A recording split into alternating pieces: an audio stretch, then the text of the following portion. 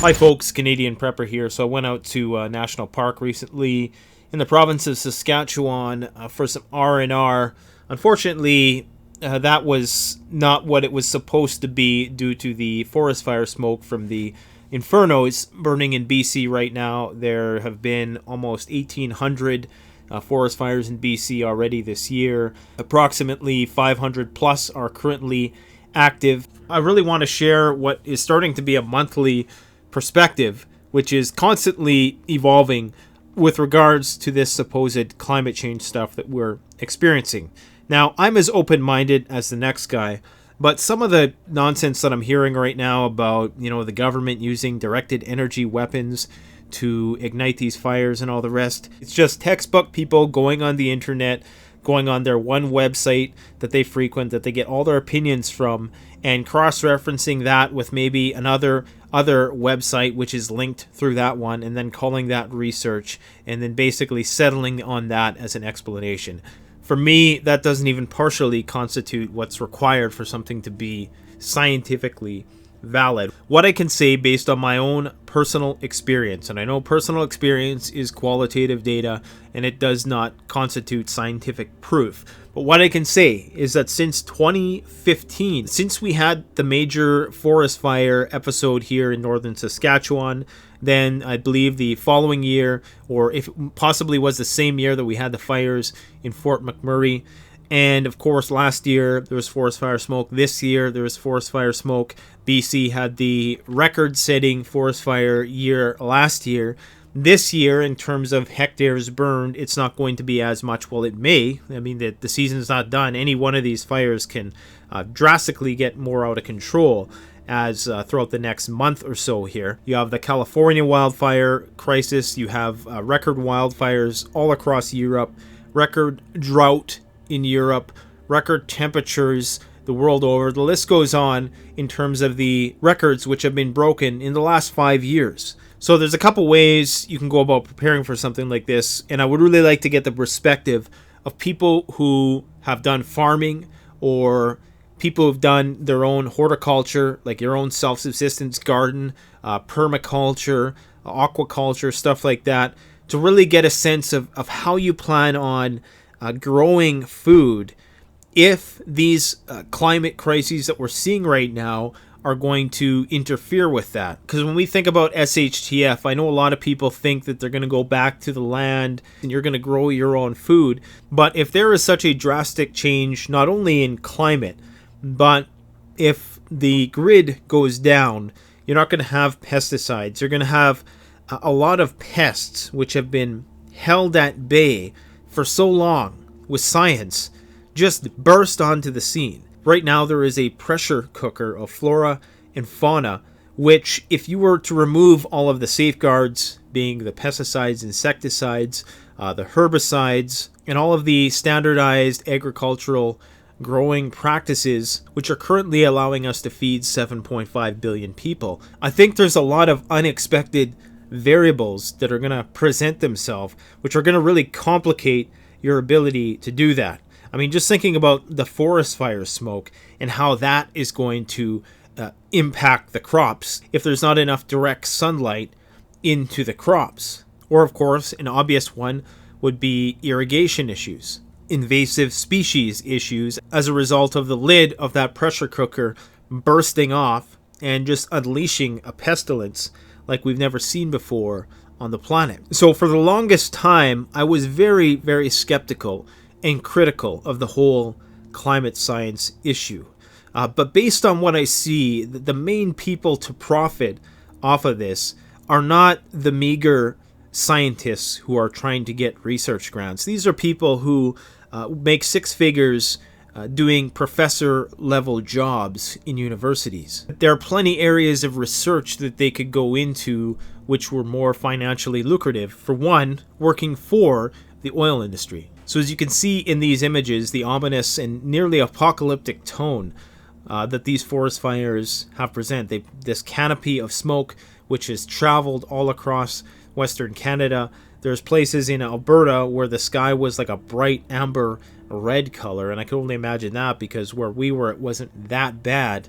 But it's pretty amazing to see this now. Though I don't believe in the carbon tax necessarily. I don't think that's going to resolve anything. I just think that's the government's way of trying to profit off of a potentially real disaster scenario in terms of the greenhouse gas effect. But that doesn't mean nothing is going on. In fact, if you analyze a lot of the mainstream media coverage of these events, it's not like they're screaming from the rooftops, climate change, when clearly they very well could be milking this in a variety of ways. So what's more scary to me about this is that when they try to relate what's going on to climate change, it really is touch and go. They're not being as explicit as you would think they would be if they were all about this greenhouse gas conspiracy. Because really, they could be milking it right now. You're seeing record droughts. You're seeing record temperatures. You're seeing record wildfires. You're seeing meteorological shifts the world over. The jet streams are stunting in certain areas, and they're acting differently in others, which is leading to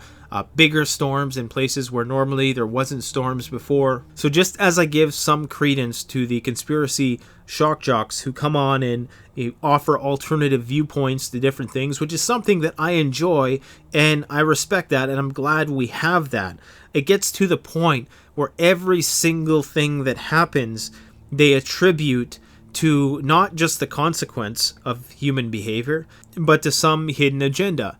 And I've been in this circle before, and I can tell you that they believe that everything that happens does not happen by accident. They believe that every single thing that happens. So they believe that the powers that be have a grasp on pretty much everything, that almost nothing happens by accident, which I think is giving them far too much credit. Because if you were to really believe what a lot of these people believe, like in terms of, setting forest fires with the directed energy weapons technology from these high altitude airplanes or whatever the case might be, or even satellites for all we know, you can see that if you play it to its logical conclusion, it doesn't really make a lot of sense. For instance, if they wanted to keep the population low, then the population unleash a wild pandemic. I mean, there's the technology to do it. They don't have to inoculate people.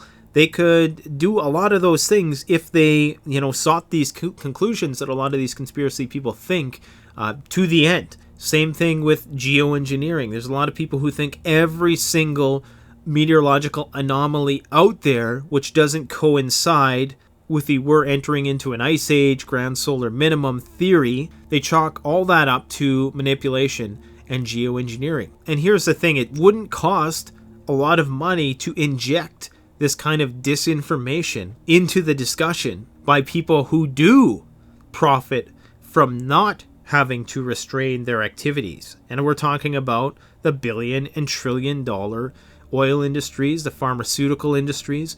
This happens in every monopolized sector of society. You have these people screaming on the top of their lungs that what they know is absolute fact. And it's just getting to the point where it's incredibly annoying because based on what I can see, things are changing. This is why I believe that food storage, while the getting is good, is probably one of the most important things that a lot of people can do. Because if we sustain, if we have another dirty 30 situation, the price of food goes sky high. And what costs you $20 now may well cost you $200 later on. In our society, we enjoy the luxury of having a very small proportion of our incomes allocated to feeding ourselves. In other countries where they don't have that luxury, 50% and above of their income in some cases has to be allocated towards providing sustenance to themselves and their families. Now, of course, you can grow food with energy. If you have a nuclear power plant and you have a water source, you can grow food pretty much anywhere. You can grow food in a stadium if you have the right kind of lighting. The only problem is it's going to take you hundreds of calories to produce 1 calorie of food, hundreds of calories of energy, I should say, not human kinetic energy or food energy, but it's going to cost you hundreds of calories of oil or whatever renewable energy source you might be able to harvest. But who is going to be able to afford to do that in the future?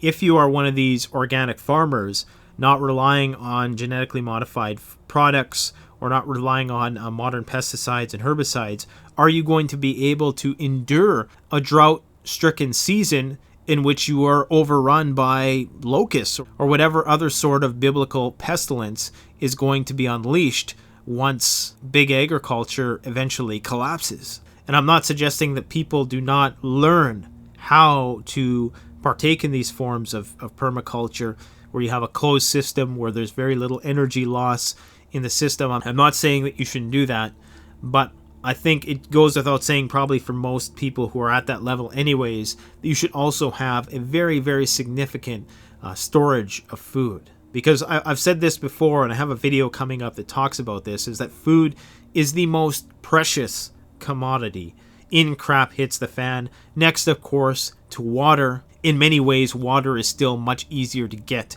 than food in the majority of places, so long as you have ways to purify it. And there's always ways to purify most water sources. Let me know what plans you have on enduring a very long-term scenario if you simply can't grow food anymore. I know this is a very nightmare scenario that nobody wants to think about. I mean, the possibility is that you may only be able to not grow food for a few seasons, but are you going to be able to endure those seasons without being able to grow food? That is the question that I'm posing to you today. So let me know what you think in the comment section about this. Don't forget to like, comment, subscribe if you enjoyed the video. Stay tuned. We got a lot more great videos coming up for you on the channel. Thanks for watching. Canadian Prepper Out.